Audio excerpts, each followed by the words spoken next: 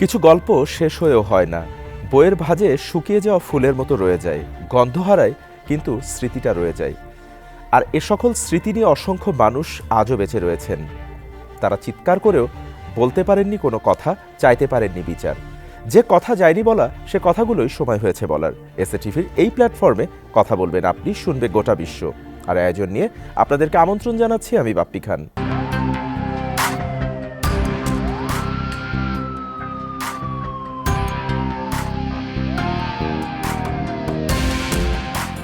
আজ আমাদের সাথে কথা বলার জন্য আমন্ত্রিত অতিথি হিসেবে স্টুডিওতে উপস্থিত রয়েছেন দীর্ঘ ৮ বছর ধরে গুমের শিকার মোহাম্মদ আরাফাত রহমানের পিতা মোহাম্মদ মমিনুল হক। আমরা কথা বলবো তার সাথে, জানবো তার এবং তার সন্তানের সাথে ঘটে যাওয়া বেশ কিছু হৃদয় বিদারক তথ্য। জনাব মমিনুল হক, আমি শুরুতে আপনাকে স্বাগত জানাচ্ছি আমাদের স্টুডিওতে। কেমন আছেন? আলহামদুলিল্লাহ, অনেক ধন্যবাদ। আপনারা আমাকে এখানে আসার জন্য সুযোগ দিয়েছেন। জি, আমি শুরুটা করতে চাই যে 2024-এর 5ই আগস্টের পর থেকে যে দুটি শব্দ সব থেকে বেশি আলোচনায় এবং একই সাথে ভয়ঙ্কর এবং নির্মম, একটি হচ্ছে গুম এবং আরেকটি হচ্ছে আয়নাঘর, যেটি একটি অপরের সাথে ওতপ্রোতভাবে জড়িত। তো এই যে যার কবল থেকে আপনার সন্তানও রেহাই পায়নি, কিন্তু এই যে গুম, এই গুমটা আপনার সন্তান ঠিক কিভাবে হলো এবং এর শুরুটা কোথা থেকে হয়েছিল, সেই বিষয়টা একটু আপনার কাছে জানতে চাই। গুম শব্দটাই আমাদের সবার কাছেই এই মুহূর্তেও খুবই ভয়ঙ্কর। যাদের জীবনে, যাদের পরিবারে গুম কখনো আসেনি, তারা কখনোই বুঝতে পারবে না গুম কি জিনিস। তারা জানবে না গুম হত্যার অবস্থা সে পরিবারগুলো কোথায় যেতে পারে। বাংলাদেশের ইতিহাসে গুম নতুন শব্দ না। আজকে আপনারা এখানে অনুষ্ঠানের মাধ্যমে আমাকে আসার সুযোগ দিয়েছেন। অনেক পরিবার রয়ে গেছে যারা এখনো খবরই পায়নি যে এখানে এই ধরনের প্রচার করার সুযোগ। এই গুমের আগে আমরা পিছনে ফিরে যাই 1975 আগের সে ভয়াবহ চিত্র, রক্ষী বাহিনী। তখনও বাড়ি থেকে দেখা যেত অনেকেই নাই, তাদেরকে নিয়ে বিভিন্ন জায়গায় হত্যা করা হতো। আপনার খালি একটু পিছনের দিকে তাকান, বাংলাদেশের ইতিহাসের দিকে তাকান, ভালো করে তাকান, তাহলেই বুঝতে পারবেন। 2017 সালের 7ই অক্টোবর আমার বাসা তখন বসিলায়, মোহাম্মদপুর। এদেশের ধর্মপ্রাণ মুসলমানদের মতোই আমার সন্তান, সেও ধর্মের প্রতি সুন্দর আচরণ করে। ধর্মকে নিয়ে আমরা বেঁচে থাকতে চাই, সে যে ধর্মেরই হোক, হিন্দু, মুসলিম, খ্রিস্টান, বৌদ্ধ, যে ধর্মের মতো আছে, ধর্মটাকে ধর্ম চর্চা করত। সে তাবলিগে যাওয়ার জন্য 2017-এর 7ই অক্টোবর সন্ধ্যার পরে আমার কাছ থেকে বিদায় নেয়। আব্বু 3 দিনের জন্য যাচ্ছি আমিন বাজার। আচ্ছা, ঠিক আছে। সেদিন শনিবার, রবিবার, সোমবার ফিরে আসার কথা ছিল, কিন্তু সোমবার এসার সময় ফিরে আসার কথা নাই, মোবাইল বন্ধ। তো আমি ভাবলাম যে হয়তো সে নামাজ পড়ে ঘুমিয়ে পড়ছেন, সকালে আসবে। আচ্ছা, সকালে ফোন দিলাম, ফোন বন্ধ। এখন আর ফোন ধরে না ছেলে।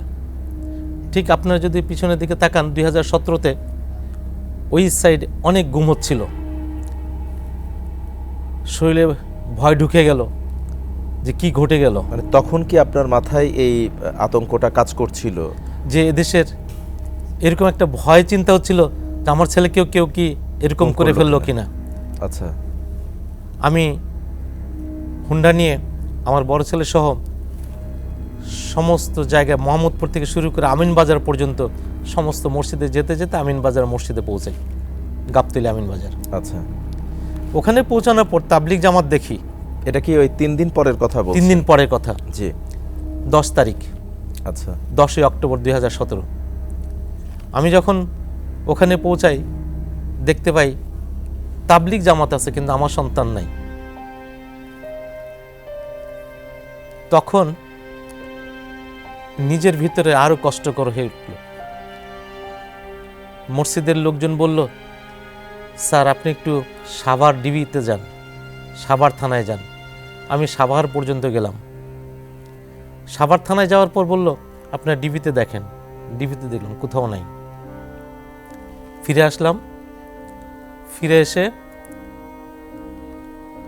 10 অক্টোবর সন্ধ্যায় মোহাম্মদপুর থানায় যাই আচ্ছা, এবং প্রথমেই তারা আমার জিডিটা নিতে চায়নি। কারণ কি বলেছিল জিডি না নেয়ার? আমাকে তারা বলল যে আপনার ছেলে আপনার খুঁজে বের করেন, আপনার ছেলে আপনাদের কাছেই আছে। অর্থাৎ তখনকার আইন শৃঙ্খলা বাহিনী যারা ছিল তারাও এই বিষয়টি অবগত ছিল, তারাও আমার জানতো কাছে- যে নিখোঁজ হওয়া মানেই তাদের কোনো বাহিনীর লোকই তুলে নিয়ে গেছে এমন কিছু। এরকমই মনে হয়েছে, যার জন্যই তারা কেউ সহজে জিডি নিতে চাইতো না। আচ্ছা, তো ওই সময়ে আমি ওখানে থানার পাশে অপারেশনের একজন দায়িত্বে ছিলেন, ওনাকে বললাম, স্যার আমি কোথায় যাব, আমি তো আপনাদের পাশেই থাকি, ম্যাজিস্ট্রেটস এখানে জব করি, আপনার দয়া করে আমার সন্তানের একটু খোঁজ নেওয়ার জন্য আমাকে জিডিটা করতে দেন। উনি আমার চোখের পানি দেখে, আমার অবস্থা দেখে উনি আর নিজেকে ঠিক রাখতে পারেনি। পরে উনি আমাকে একজনকে ডাক দিলেন, কনস্টেবল একজনকে ডাক দিয়ে বলেন ওনার জিডিটা নিয়ে নেন। পরে আমার জিডিটা নেওয়া হলো। জিডি নেওয়া হলো, কিন্তু আমার সন্তানের কোনো খোঁজ নেই। 1 দিন 2 দিন 3 দিন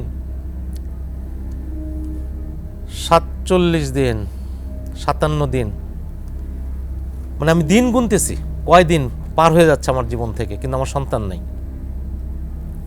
এর মধ্যে আমি সাংবাদিক সম্মেলন করি, আচ্ছা, নিখোঁজ বিজ্ঞপ্তি দেই, তৎকালীন মানবাধিকার কমিশনে অ্যাপ্লাই করি, জি, জাতীয় মানবাধিকার ইয়েতে। আমি প্রত্যেকটা আইন শৃঙ্খলা বাহিনীর দ্বারে দ্বারে ঘুরেছি, কিন্তু সহযোগিতা পাননি। কারোর কাছ থেকে সহযোগিতা পাইনি, কেউ বলেনি আপনার সন্তান আছে। কিন্তু এই যে আপনি কিছুক্ষণ আগে যে বলছিলেন যে আপনি যখন আমিনবাজারে গেলেন খোঁজ নিতে, সেখানে গিয়ে দেখলেন যে তাবলিগের সকলে আছে, আপনার সন্তান নাই, তাহলে তারা কি ওখান থেকে কোনো তথ্য দিতে পারেনি যে সে কি চলে এসেছিল না ওখান থেকেই কেউ তাকে নিয়ে গেছে? মানে এটা পরবর্তীতে কি জানতে পেরেছিলেন? পরবর্তীতে যখন তাকে হঠাৎ করে একদিন প্রায় 2 মাস পর হঠাৎ করে টিভির স্ক্রলে দেখতেছি জঙ্গি আরাফাত গ্রেফতার, এই নাটকের একটা অবস্থান দেখতে পেয়ে সারাক্ষণ ভয়, কারণ সেদিন জুম্মার দিন ছিল। নামাজ পড়ে আসার পর যখন দেখলাম, ঠিক রাত্রেবেলায় আবার গভীর রাত্রে আমার বাসায় একদল দারোয়ান এসে বলতেছে, স্যার আপনার বাসায় পুলিশ আসছে, তারা আপনাদের দেখতে চায়। কিছুক্ষণের মধ্যে বাড়িওয়ালা সহ পুলিশ ওনারা পরিচয় দিয়ে ঢুকলো, আমরা সিটিটিসির লোক, আমরা আসছি আপনাদের দেখার জন্য। তারা পুরা বাড়ি তছনছ করে ফেললো, তছনছ করে ফেললো, কিছু ফেললো না। আমাদের ওখান থেকে আমাদের ল্যাপটপগুলো, আমার মেজো ছেলের, বড় ছেলের সবার ল্যাপটপ, মোবাইল, এগুলো সব নিয়ে আসলো। অর্থাৎ আপনারা ততক্ষণে আসলে জঙ্গির পিতামাতা বা জঙ্গির পরিবার হিসেবে ততক্ষণে স্বীকৃত হয়ে গেছেন। ততক্ষণে স্বীকৃত হয়ে গেছে, কারণ আমাদের পরিবারে শুধু এই ধর্ম পালন করার জন্যই যদি কোনো ছেলে বা কেউ যদি তাবলিগের উদ্দেশ্যে বেরো হয়, আর যদি তাকে গুম করে ফেলা হয়, মারাত্মক টর্চারিং করে,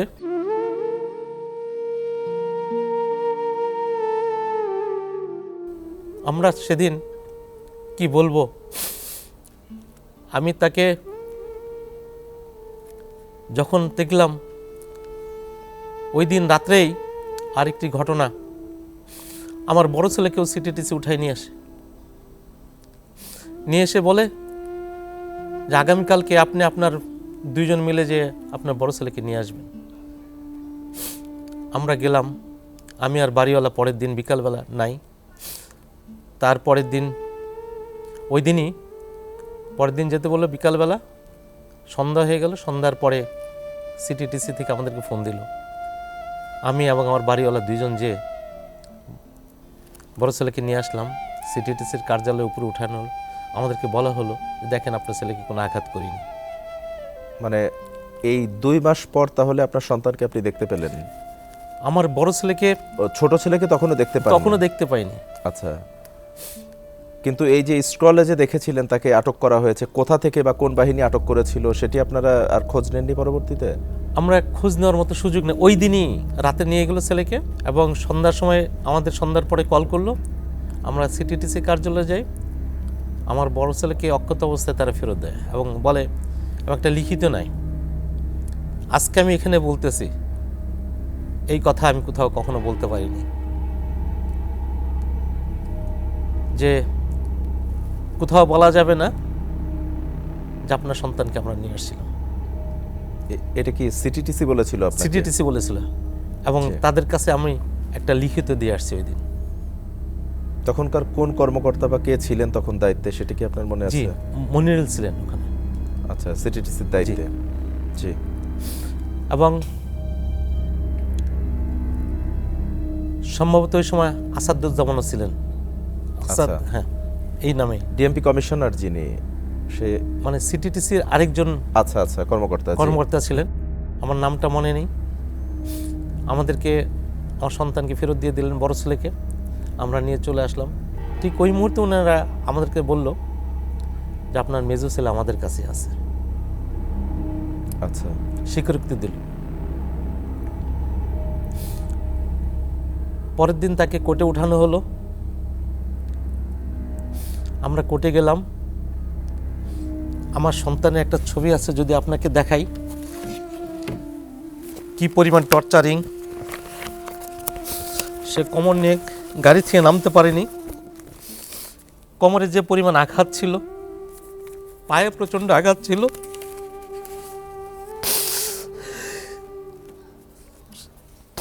দেখেন একটা ছবি, আঘাতের চিহ্ন আপনি যদি একটু সোজা করে ধরেন, আমরা ক্যামেরায় দর্শকদের উদ্দেশ্যে দেখাতে চাই ছবিটি। দেখেন যেটি আপনি আপনার সন্তানের আঘাতের চিহ্ন শরীরের। আঘাতের চিহ্ন। সেই দিন আমি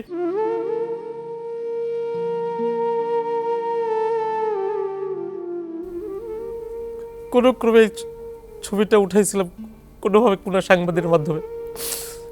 আমি আর মনে রাখতে পারিনি ছবিটা আমার কাছে আসছিল। আজকে এই ছেলে এখনো কোমর নিয়ে বলে, আব্বু আমার কোমরে ব্যথা করে, আমি হাঁটতে পারি না। আমার কানে এত আঘাত করেছে তারা যে বলার বাইরে। আপনারা তার যৌনাঙ্গে ইলেকট্রিক শক দিয়ে রাখছে, যৌনাঙ্গে ইট ঝুলাই দিয়ে রাখছে, তাকে ঠান্ডা পানি দিয়ে উল্টো করে নাকের মধ্যে ঘন্টার পর ঘন্টা, তাকে ফ্যানের সঙ্গে লটকায় একদিন রাখা হয়েছে উল্টো বকরে। এই হলো আমার বাংলাদেশ। আমরা জানি না কত মায়ের খবর পেয়েছে আর কতবার খবর পায়নি এরকম অত্যাচারের। আমরা সেই গুমের শিকার। পাশাপাশি আয়না ঘর। আমি যখন আমার সন্তানকে দেখতে পেলাম, যখন তাকে কোর্টে শপথ করালো, আসতেছিল, আব্বু আমার জীবন শেষ করে দিচ্ছে ওরা। যেদিন তাকে 7ই অক্টোবর 2010-এ আমরা তাবলিগের জন্য ছেড়ে দেই, সেদিন তার বাচ্চার বয়স 47 দিন কি 48 দিন। আপনার সন্তানের? আমার নাতনির। হ্যাঁ, আপনার সন্তানের যে সন্তান আর জি। কি, নাতির বয়স। জি। এখন আমার নাতনি জিজ্ঞাসা করে, দাদা বাবা কবে আসবে?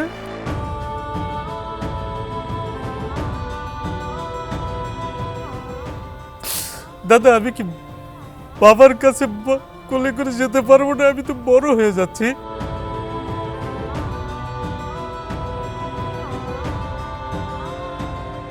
জনাব মমিনুল হক, আমি নিজেও আসলে বাকরুদ্ধ যে আপনাকে আসলে এই কথা উত্তর দেওয়ার মতো কিংবা আপনাকে সান্ত্বনা দেওয়ার মতো কোনো ভাষা এই মুহূর্তে আমার জানা নেই। আমি আপনার আবেগটা বুঝতে পারছি।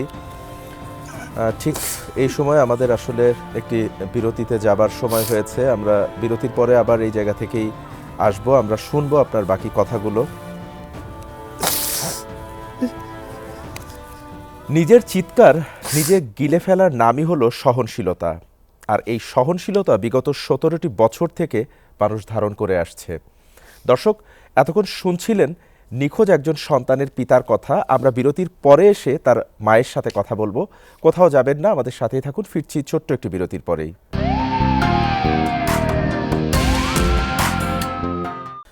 বিরতির পর আরও একবার স্বাগত জানাচ্ছি। আপনারা দেখছেন যে কথা যায়নি বলা। বিরতির আগে আমাদের সাথে কথা বলছিলেন দীর্ঘ 8 বছর ধরে নিখোঁজ মোহাম্মদ আরাফাত রহমানের পিতা মমিনুল হক।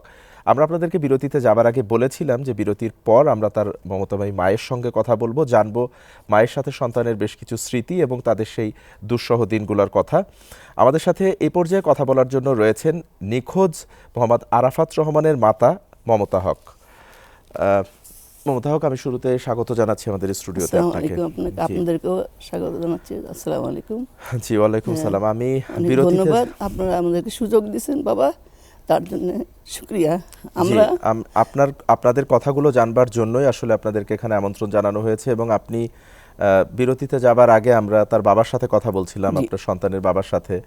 তো আপনার সন্তানকে এতক্ষণ তার বাবা যে বর্ণনা দিচ্ছিলেন, আপনার সন্তানকে যখন তুলে নিয়ে যাওয়া হয় বা যখন তিনি নিখোঁজ হন, গুম হন, তিনি গিয়েছিলেন তাবলিগে, এরপর থেকে তিনি আর ফিরে আসেননি। তখন তার বয়স কত ছিল এবং ঠিক কি কারণে তাকে আসলে গুম করা হয়েছিল বলে আপনার মনে হয়? তার 17 বছর হবে, 17-18 বছর হবে। আচ্ছা, হ্যাঁ, এরকমই বয়স হবে।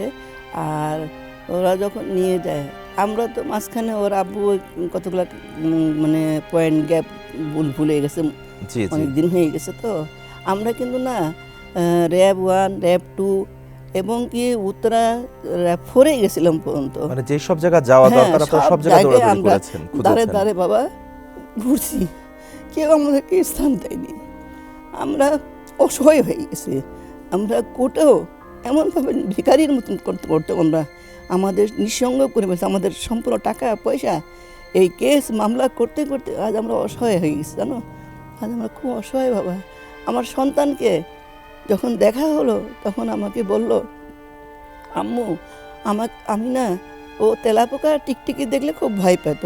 বলে আম্মু, একটা আমার স্মরণীয় দিন যে ঘটনা, যে আমাকে এমন একটা ছোট্ট একটা ঘরে রাখছিল, 100 পাওয়ারের লাইট জ্বলতেছিল ওইখানে, আর তেলাপোকা টিকটিকি গায়ের মধ্যে ছাড়িয়ে দিছিল। আমি বলছি বাবা, বলতেছে আম্মু আমি তো তেলাপোকা টিকটিকি দেখে খুব ভয় পাই। আমি বলছি হ্যাঁ বাবা জানি। তাই আমি বলছি বাবা ওরা খাবার দিত না? বলে আম্মু খাবারের চিন্তা করতো। আমি তো এই মনে করতেছিলাম যে এই বুঝি আমাকে মেরে ফেলতেছে, এই বুঝি গুলি করে ফেললো। আম্মু নড়ার জায়গা ছিল না। তা আমার সন্তানকে মানে এমন টর্চারিং করছে বাবা, তা বলা যায় না। মানে এমন কষ্ট পেয়েছে আমার বাবা। কানের মধ্যে মারে পর্দা ফাটাই দিছিল, কানের পর্দা পর্যন্ত ফাটিয়ে দিছিল। এই যে আয়না ঘরে যে রাখা হয়েছিল, আপনি যে বর্ণনা দিচ্ছিলেন, এর আগেও ভুক্তভোগীরা এসে বলেছেন, তখন কি আপনারা আয়না ঘর সম্পর্কে জানতেন? না, তখন জানতাম না। তো এই যে প্রকাশ হলো কিছুদিন আগে, আমার কিন্তু সরি বলে দিই, তারিখটির কত মনে থাকে। ছেলের 3 তারিখ আমি 3বার স্ট্রোক করছি। আমি 3বার স্ট্রোক করছি। আমি কিডনি রোগী হয়ে গেছি। আমার কিডনি 75% ড্যামেজ হয়ে গেছে। এই সন্তানের শোকে? হ্যাঁ, আমি সন্তানের শোকে দাঁড়ে দাঁড়িয়ে ঘুরছি।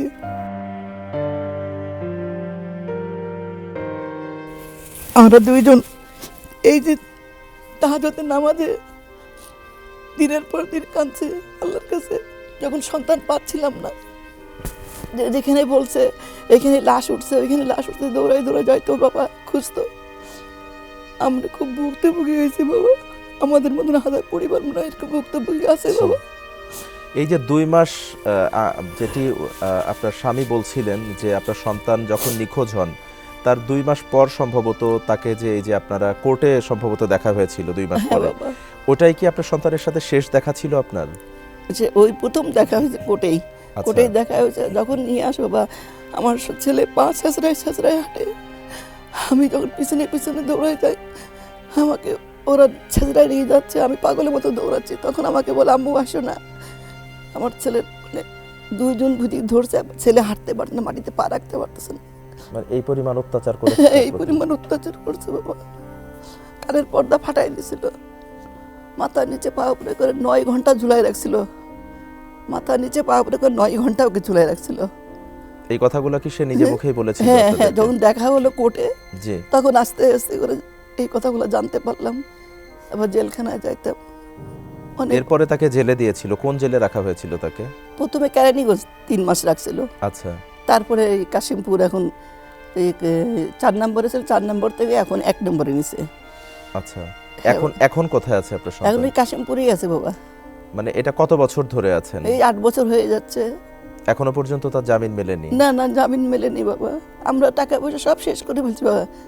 এই কোর্টে টাকা পয়সা কাগজ মামলা করতে করতে নিঃসঙ্গ হয়ে গেছি বাবা, আমরা অসহায় হয়ে গেছি আমরা, তো খুব কষ্টের মধ্যে এই আছি যে আমরা। তার আগে যে তাকে 2 মাস গুম রাখা হয়েছিল, আপনারা তার সন্ধানই জানতেন না? না না বাবা, আমরা জানতাম আচ্ছা, না। তো এই যে গুম রাখা হলো এবং এই যে বছরের পর বছর ধরে সে জেলে আছে, গুম থেকে তাকে প্রকাশ্যে আনলো জঙ্গি হিসেবে, আপনার সন্তান কি কখনো এইসব কার্যকলাপের সাথে কিংবা রাজনৈতিক কোনো কর্মকাণ্ডের সাথে কখনো না জড়িত বাবা, ছিল?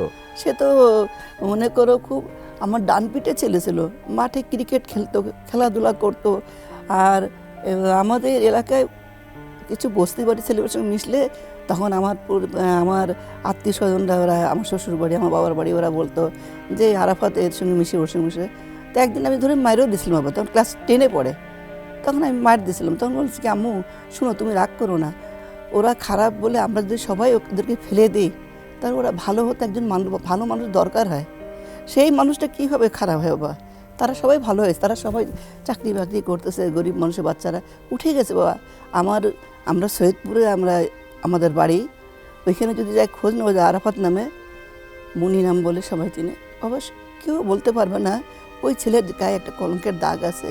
খুব ভালো তাহলে ছেলে এই একটা যে বাবা। আপনার ছেলে, হ্যাঁ। আপনি যেটি বললেন যে কোনো রাজনৈতিক সংশ্লিষ্টতা না ছিল না, বাবা, রাজনৈতিক কোনো দলের সাথে রাজনীতি জড়িত ছিল ছিল না। না, হ্যাঁ। কারোর সাথে কোনো ধরনের তেমন শত্রুতাও হ্যাঁ, ছিল না, আমি- তাহলে আপনার সন্তানকে এই যে গুম করে রাখা হলো এবং এরপরে দীর্ঘ বছর ধরে সে জেলে, এর জন্য দায়ী কে বা কারা, বা কেন এটি করা হয়েছে, কার মদদে আপনার মনে হয়? আবার শুনো, ঘটনা হয়েছে এই যে যখন অভিজিৎ হত্যা হলো, জি অভিজিৎ হত্যার মামলায় আমার ছেলে, কিন্তু আমরা মিরপুর 2-এ ছিলাম, 2-এর থানার পিছনে আমাদের বাসা ছিল, তখন আমার ছেলে যাওয়া আসা করছে, থানার সামনে দিয়ে যাওয়া আসা করছে। মানে এতদিন ধরেনি তারা। হ্যাঁ, কবে খুন হয়েছে তা জানি না, কত সালে আমার ভুলে গেছি বাবা। আমি স্ট্রোক করার পর অনেক কিছু আমি জীবন থেকে আমার জি জি সরে গেছে। বুঝতে পারছি। হ্যাঁ, তা আমার ছেলে গুম করে রাখলো না। জি 2 মাস। হ্যাঁ, 2 মাস গুম করে রাখার পরে যখন বাইরে হলো, তখন অভিজিতের বউ, হ্যাঁ, বন্যা, আমার ভাইগনা নিজেই বলছে যে খালামণি, অভিজিতের বউ নিউজ পেপারে লিখছে যে যাদেরকে আসামি করছে এর মধ্যে আমার হাজব্যান্ডের খুনি এরা একটাও না। আমার হাজব্যান্ডকে যারা খুন, তারা অনেক লম্বা লম্বা ছেলে। হ্যাঁ অর্থাৎ আপনার সন্তানকেও কি ওই মামলায় ঢোকানো হয়েছিল? হ্যাঁ, অভিজিৎ হত্যা হত্যার মামলায়? আর জুলাস হত্যার। আর জুলাস হত্যার এই যে আপনার ওই যে আছে না, ওই ওদের কোর্টে যখন নিয়ে আসছে, জি। তখন ওদের কাজের মেয়ে আর বাসার দারোয়ান আছে, দারোয়ান, ওরা নাকি যখন মারামারি হয়েছে তখন নাকি হাতাহাতি হয়েছিল। তো ওইখানে ওদের দুজনকে নিয়ে আসছে কোর্টে, নিয়ে এসে তখন ওইখানে দেখাইছে, তখন তারা বলছে যে এই ছেলেগুলো ছিল না, এই ছেলে ছিল না, এরা ছিল না। মানে আপনার সন্তানকে দেখে বললেন? হ্যাঁ, এরা ছিল না। আচ্ছা কিন্তু ওই যে মুজিবুর আয়ু ছিল, জি। সে জোর করে এই ফাঁসি রায়টা দিল, ওই যে দেখানোর জন্য। এটা আচ্ছা, যে আয়ু ছিল, হাসিনার যে চক্রান্ত না, এগুলা আচ্ছা। দেখানোর জন্য বাবা। আচ্ছা। হাসিনা যে কি করলো বাবা, হাসিনা যে কি করলো দেশটাকে, কত মায়ের বুক খুলে দেখা। আমার খুব কষ্ট বাবা, এই যে 5ই মে হুজুরদের মারলো, পিলখানা হত্যার মামলা, মানে একটার পর একটা ঘটনা, শাপলা চত্বরে মানে একটার পর একটা ঘটনা ঘটাইছে।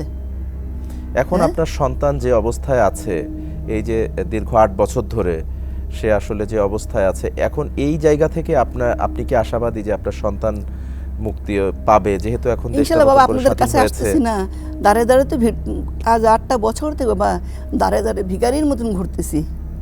কার কাছে না গেছি বাবা, সবার কাছে গেছি, দাঁড়ে দাঁড়ে আপনারা তো ঘুরছি। নিশ্চয়ই আইনজীবী হ্যাঁ? নিয়োগ করেছিলেন এর হ্যাঁ, ব্যাপারে? আইনজীবী করছি, সবাই করছি। আইনজীবীর ভাষ্য কি ছিল?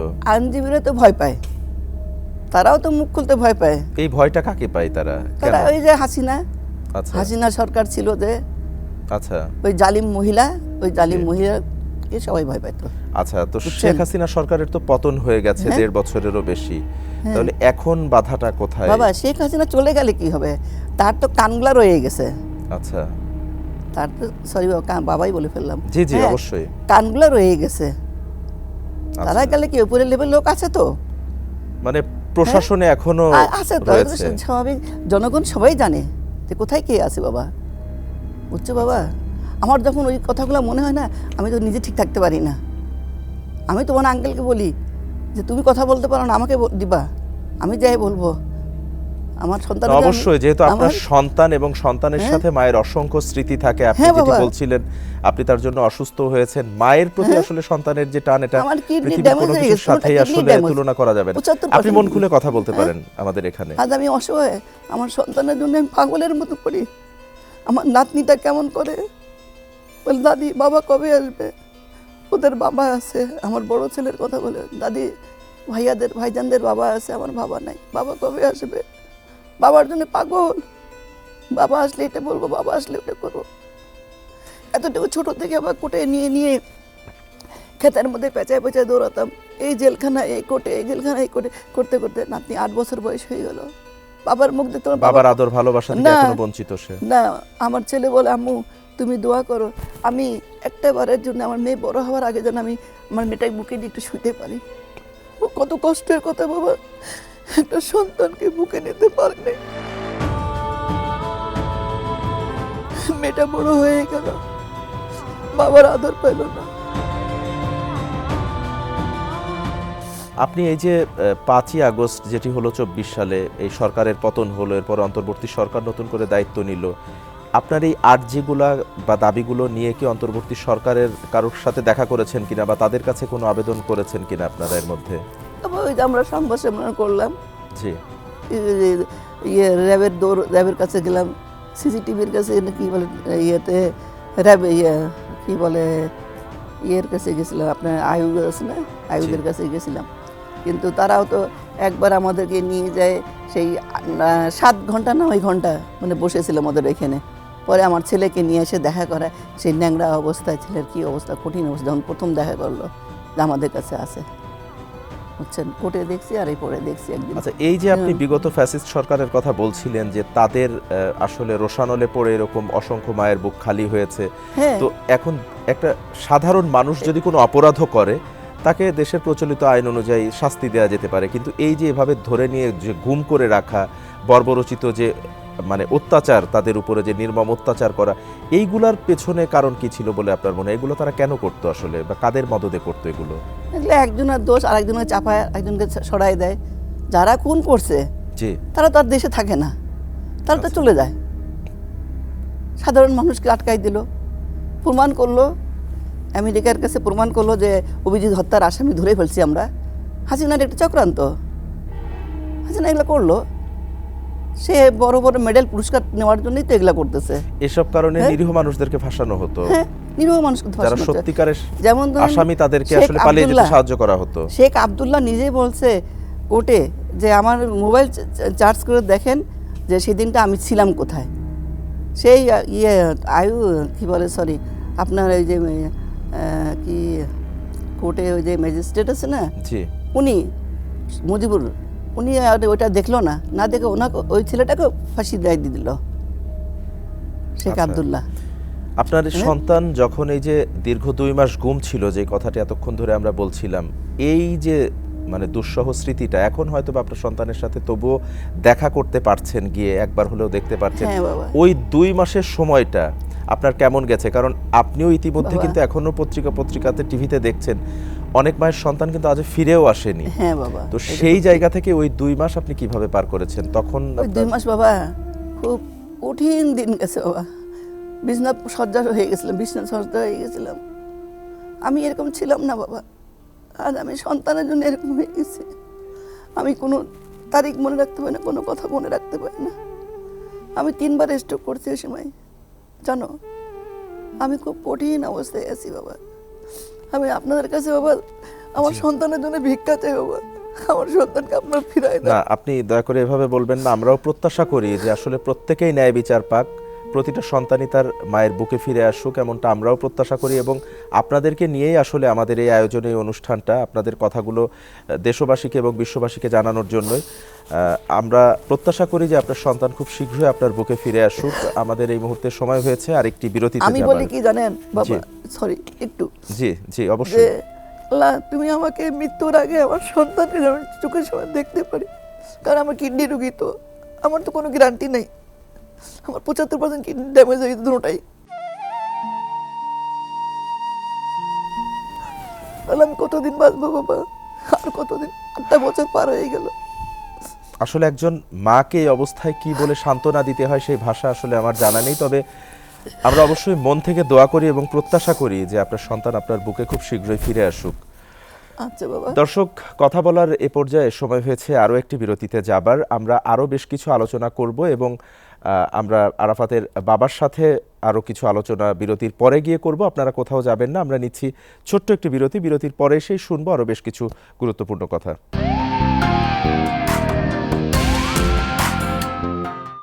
বিরতির পর আরও একবার স্বাগত জানাচ্ছি। আপনারা দেখছিলেন যে কথা যায়নি বলা। আমাদের সাথে এই পর্যায়ে কথা বলবেন গুমের শিকার আরাফাত রহমানের পিতা মোহাম্মদ মমিনুল হক।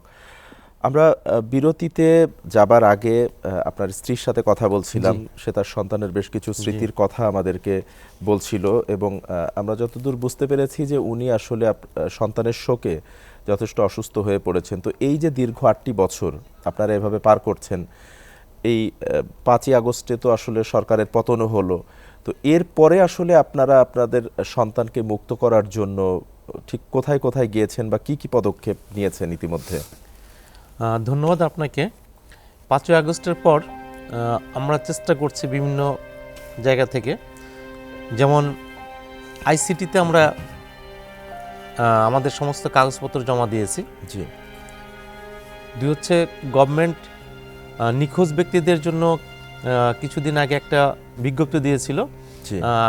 সেখানেও আমরা কাগজপত্র আইন মন্ত্রণালয়ের অধীনে গুম কমিশনের কি গুম কমিশনও আমরা দিয়েছি, আচ্ছা, এবং আইন মন্ত্রণালয়ের অধীনে আরেকটা ছিল, জি। সেখানেও আমরা দিয়েছি। 3টি জায়গায় দিয়েছি এবং তার মধ্যে থেকে আপনি যেটা বলতেছিলেন গুম কমিশনও, জি। সেই গুম কমিশন থেকেও আমরা একটা স্বীকারোক্তি পেয়েছি বা ওনাদের একটা, অর্থাৎ আপনার সন্তান গুম হয়েছিল এরকম একটা প্রত্যয়নপত্র পেয়েছি। জি আমি যদি বলি এখানে আপনি একটু, জি সেটা হচ্ছে 7/10/2017 ইং তারিখে গুম করা হলে তার পক্ষে গত 10/10/2017 তারিখে মোহাম্মদপুর থানায় 862 নম্বর জিডি দায়ের করা হয়। জি। প্রথম আলো, বাংলা ট্রিবিউন ও ডেইলি স্টার পত্রিকায় তার গুম থাকার বিষয়ে সংবাদ প্রকাশিত হয়। আচ্ছা। প্রাথমিক অনুসন্ধানে জানা যায় তিনি গত 24/11/2017 পর্যন্ত গুম ছিলেন এবং গুম করে রাখা অবস্থায় তাকে মামলায় জড়িত করা হয়েছে। আচ্ছা। এটা বাংলাদেশ সরকারের গুম কমিশন, সেই গুম কমিশনের রিপোর্ট এটা। আচ্ছা, অর্থাৎ অন্তর্বর্তীকালীন সরকার কমিশন। জি। এই অন্তর্বর্তীকালীন সরকারের এই মহতি উদ্যোগে কিছু লোক অন্ততপক্ষে কথা বলতে আসছেন, যারা ভিকটিম ছিলেন তারা আসতে পারতেছেন, তারা কথা বলতে পারতেছেন। এই জন্য অন্তর্বর্তীকালীন সরকারকেও অসংখ্য ধন্যবাদ। আচ্ছা, কিন্তু এই যে আপনারা যে কথা বলতে পারছেন, আমাদের এখানে এমন অনেক অতিথি আসেন যারা আসলে আপনাদের মতো এরকম ভিকটিম পরিবার, তাদের অনেকেই এখনো শঙ্কা প্রকাশ করছেন যে আসলে এখনো তারা আসলে শঙ্কামুক্ত নন, তাদের উপরে অনেকের প্রতি থ্রেট রয়েছে বা বিভিন্ন ভয়ভীতি তাদেরকে বিভিন্নভাবে প্রদর্শন করা হচ্ছে। আপনারা কি এমন কিছু ফেস করেছেন কিনা? এটা এখনো করিনি, কিন্তু এটা তো হতেও পারে, কারণ হচ্ছে তাদের সবই রয়ে গেছে। হয়তো আমরা দেখতেছি প্রধানরা চলে গেছেন, জি। বাকিরা তো রয়ে গেছেন। এটার নিরাপত্তা, এটার অবস্থা এবং অবস্থান কে দিবে, এটাও একটা শঙ্কা। জি। ভবিষ্যতে এটা একটা বড় শঙ্কা। এবং মানে আপনি যেটি বলতে চাচ্ছেন যে আসলে বিগত ফ্যাসিস্টের সরকারের যারা ছিলেন তারা চলে গেলেও তাদের দোসর অনেকেই দোসররা রয়ে গেছেন। বিগত সরকারের এই 16-17 বছর সাধারণ মানুষ, নিরীহ মানুষ, ধর্ম পালনকারীরা যারা টাকনুর উপরে, আপনারা দেখবেন টাকনুর উপরে যারা কাপড় পরছে, জি। যে ইয়াং ছেলেরা ফজরের নামাজ পড়তে গেছে, তারা হয়ে গেছে জঙ্গি। আপনারা হয়তো কিছুদিন আগে দেখবেন র্যাবের প্রধান বলছিলেন এবং পুলিশ প্রধানও বলছিলেন, আমার যেটা জানা মতো আমি পেপার পত্রিকা দেখেছি যে এদেশে কোনো জঙ্গি নাই, জি এবং তারা সরি প্রকাশ করেছিল আমার জানা মতো, আমি যা দেখেছিলাম পত্রিকায়। তাহলে এই যে সরি প্রকাশ করা, কিন্তু এই যে জঙ্গি নাই, তাহলে কারা এগুলা তৈরি করলো, কেন হলো?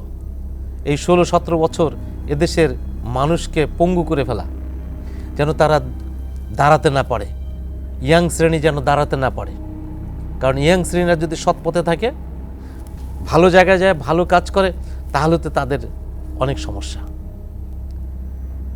তো এই দীর্ঘ এতটি বছর ধরে আপনি যে কথাটি বলছিলেন যে সাধারণত যারা দাড়ি টুপিওয়ালা আমরা বলতে পারি যে যারা হচ্ছে প্র্যাকটিসিং মুসলিম যারা রয়েছে, এই তাদের উপরেই দেখা যাচ্ছে বিভিন্ন সময় তাদেরকে জঙ্গি তকমা দেওয়া হয়েছে, যেমনটা আপনার ছেলের ক্ষেত্রেও হয়েছে অবশ্যই, এবং অসংখ্য মানুষের ক্ষেত্রে এমন হয়েছে, এবং তাদের মধ্যে অনেকে এখনো ফিরে আসেননি।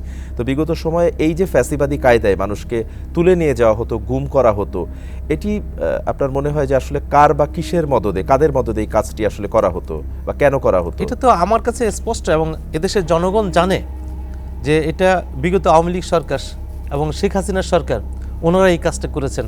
কারণ একজন প্রধানের নেতৃত্ব ছাড়া এটা হতে পারে না। আমি তো প্রত্যেকে দাঁড়িয়ে গেছি, আমার সন্তান কোথায় আছে তারা বলছে নাই, কিন্তু তারা জানেন। তাহলে কেন আমাকে সিটিডিসির এই 2 মাস ভুক্তভোগীর পর 2017 সালের পরে কেন, 2017 সালের 2 মাস পরে কেন আমাকে বলা হলো যে আমাদের কাছে আছে আপনার সন্তান?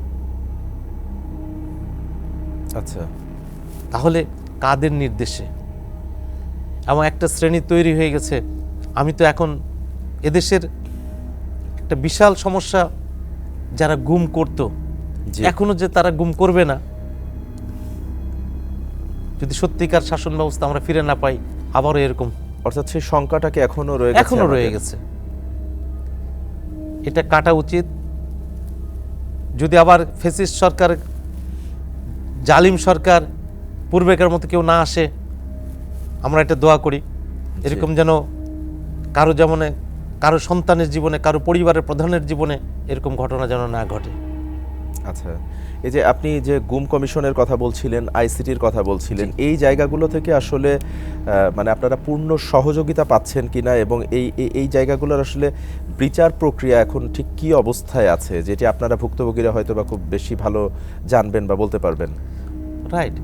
আমার একটা প্রশ্ন, সেটা হচ্ছে গুম কমিশন এটা অন্তর্বর্তীকালীন সরকারের প্রতিষ্ঠিত, জি, এবং খুব ভালো একটি উদ্যোগ। এবং তারা যখন এখানে প্রমাণ পেয়েছেন, বিভিন্ন অনেক পরিশ্রম করে প্রমাণ পেয়েছেন যে তারা গুম ছিলেন, গুম অবস্থায় তাদের স্বীকারোক্তি। আপনি কল্পনা করেন, আমার সন্তানের নামে 8টি মামলা, 2টি মামলায় তার মৃত্যুদণ্ড। বিচারপতি মুজিবুর রহমান, বাংলাদেশ সরকার, অন্তর্বর্তীকালীন সরকার তাকে অব্যাহতি দিয়েছেন।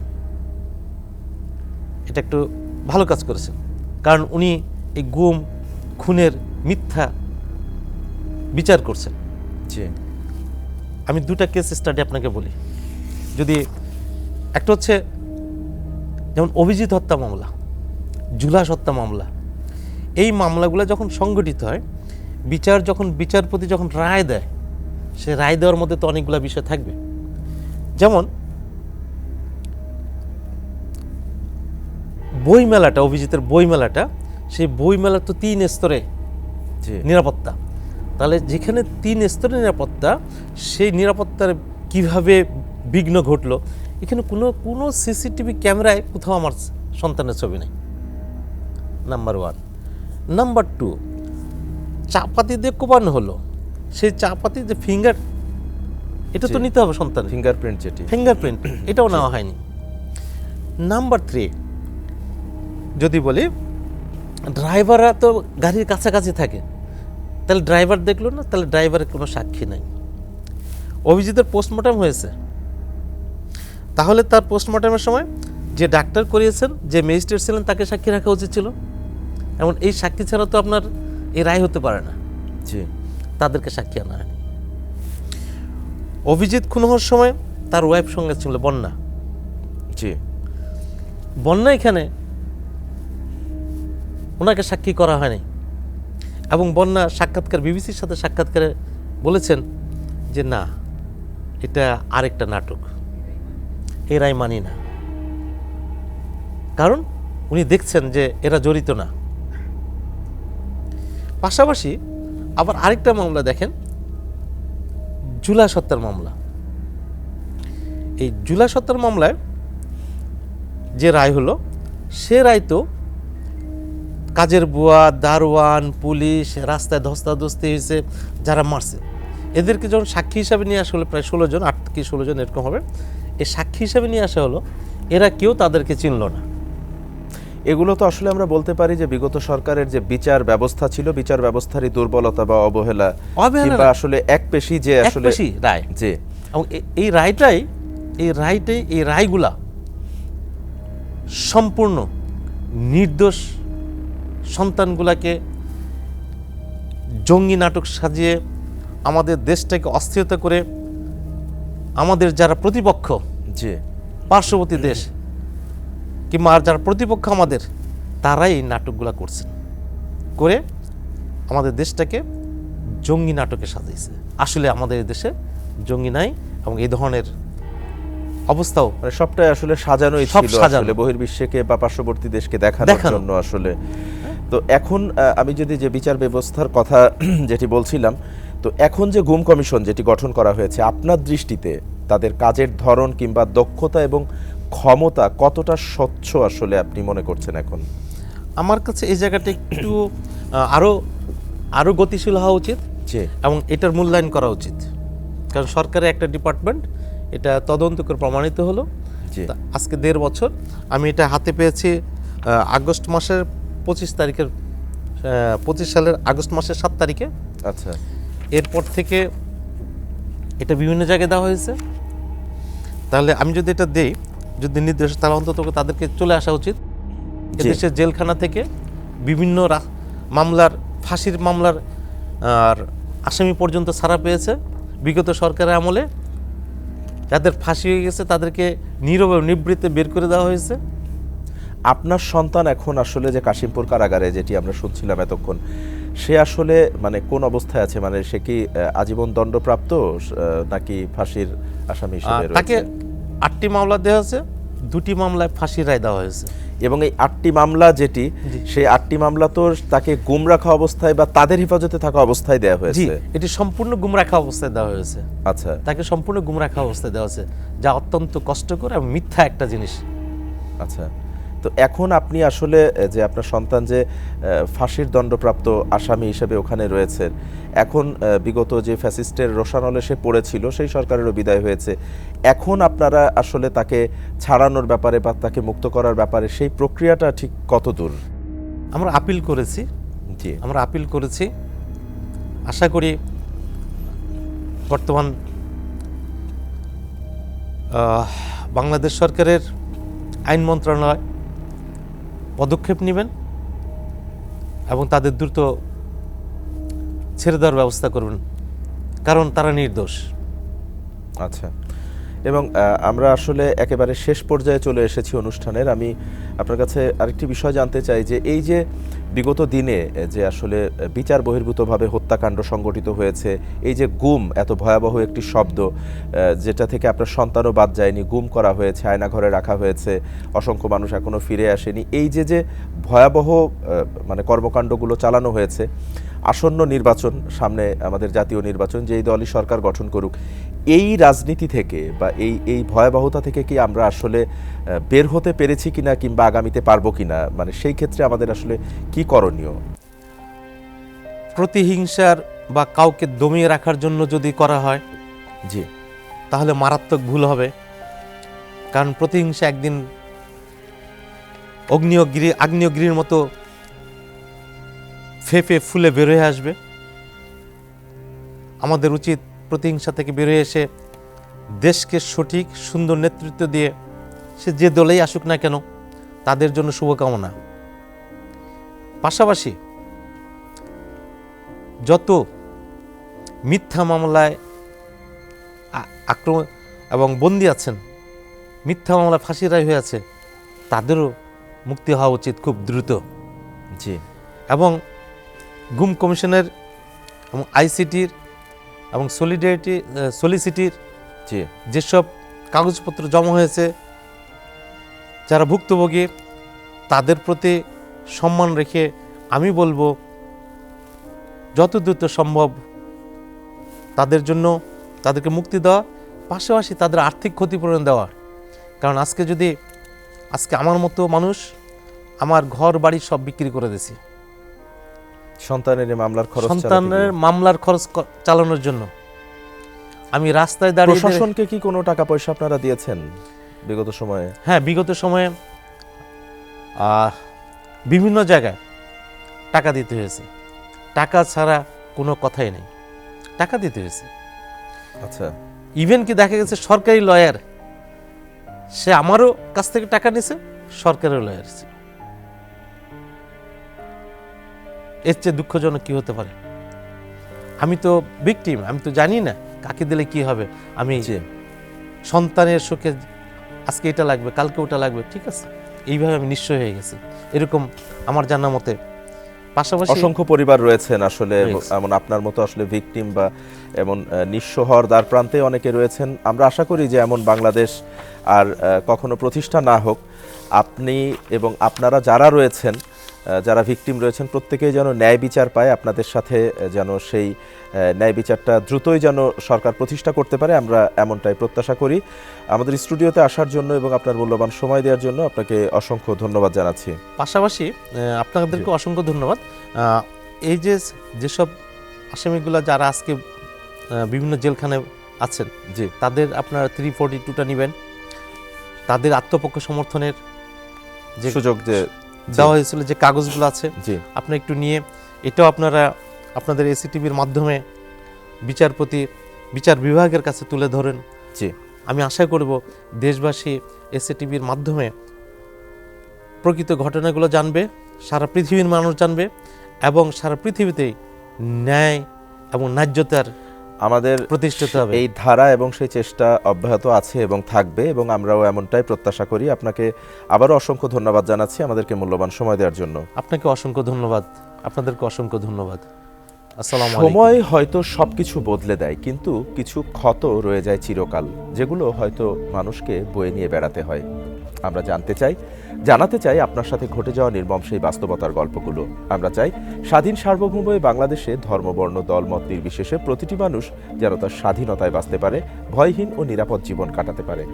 আপনার সাথে ঘটে যাওয়া যে কোনো নির্যাতন কিংবা হয়রানির কথা এসএটিভির এই প্ল্যাটফর্মে এসে বলতে যোগাযোগ করুন স্ক্রিনে দেয়া নাম্বারে, অথবা মেইল করুন যে কথা যায়নি বলা @gmail.com এই মেইলে। আজ বিদায় নিচ্ছি, কিন্তু ফিরছি আগামী বুধবার ঠিক রাত 9টায় নতুন কোনো অতিথি নিয়ে, বলতে না পারা আরও নতুন কিছু কথা নিয়ে। সে পর্যন্ত সবাই সুস্থ থাকুন, নিরাপদে থাকুন, আর থাকুন এসএটিভির সাথেই। আল্লাহ হাফেজ।